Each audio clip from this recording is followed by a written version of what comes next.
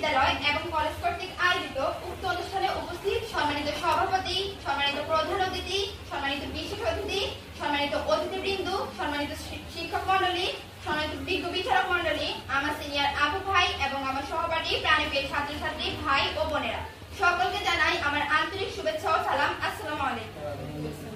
আমি শাহরিয়া আক্তার হাফসা, চেরিয়ারা উচ্চ বিদ্যালয় এবং কলেজের নবম শ্রেণীর একজন ছাত্রী। আজকে আমার উপস্থিত বক্তব্যের বিষয়বস্তু হলো জলবায়ু পরিবর্তনের কারণ এবং এর প্রতিকার। বর্তমান বিশ্বে বহুল আলোচিত বিষয়গুলোর মধ্যে জলবায়ু পরিবর্তন অন্যতম। এটিকে 21 শতকের সবচেয়ে বড় চ্যালেঞ্জ হিসেবে ধরা হয়। ভূপৃষ্ঠের বায়ুমণ্ডলের তাপমাত্রা বৃদ্ধির কারণে বাংলাদেশ সহ সারা বিশ্বে জলবায়ু পরিবর্তন হচ্ছে। ভূপৃষ্ঠের তাপমাত্রা বৃদ্ধির কারণ হলো গ্রিনহাউস গ্যাসের পরিমাণ বৃদ্ধি। সাধারণত সূর্য থেকে পৃথিবীতে যে শক্তি আসে তার এক অংশ পৃথিবীকে উত্তপ্ত করে এবং অধিকাংশ বিকিরিত হয়ে পুনরায় বায়ুমণ্ডলে ফিরে যায়। কিন্তু বায়ুমণ্ডলে অধিক হারে carbon die oxide gas, methane gas ইত্যাদি গ্রিনহাউস গ্যাসের পরিমাণ বৃদ্ধির কারণে তাপ বিকিরণ বাধাপ্রাপ্ত হয়। ফলে তাপ বিকিরণ বাধাপ্রাপ্ত হয়, এসব গ্যাস তাপ শোষণ করে তা ধরে রাখে। ফলে ভূপৃষ্ঠের উপরিভাগ ক্রমাগত উত্তপ্ত হতে থাকে। এইসব গ্যাসের উপস্থিতি আগে লক্ষ্য করা গেলেও বর্তমান সময়ে আধুনিক উপায়ে কৃষি কাজ করা, বৃক্ষ নিধন করা, শক্তি উৎপাদনের জন্য জীবাশ্ম জ্বালানি পোড়ানো ইত্যাদির কারণে জলবায়ু পরিবর্তন হচ্ছে। গাছ কাটাতেও জলবায়ু পরিবর্তনের একটি মুখ্য কারণ হিসেবে ধরা যায়।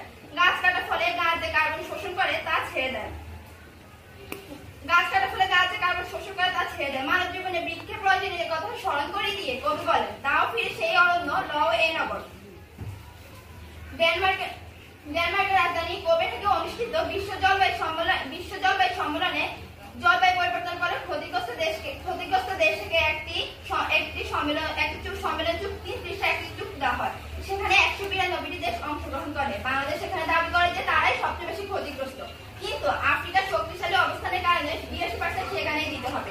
তাই দেখার বিষয় যে বাংলাদেশের প্রাপ্তি কতটুকু। ডেনমার্কে অনুষ্ঠিত জলবায়ু সম্মেলনে বাংলাদেশের প্রাপ্তি যাই আসুক না কেন, আমাদের এখনই কিছু কার্যকরী পদক্ষেপ গ্রহণ করতে হবে।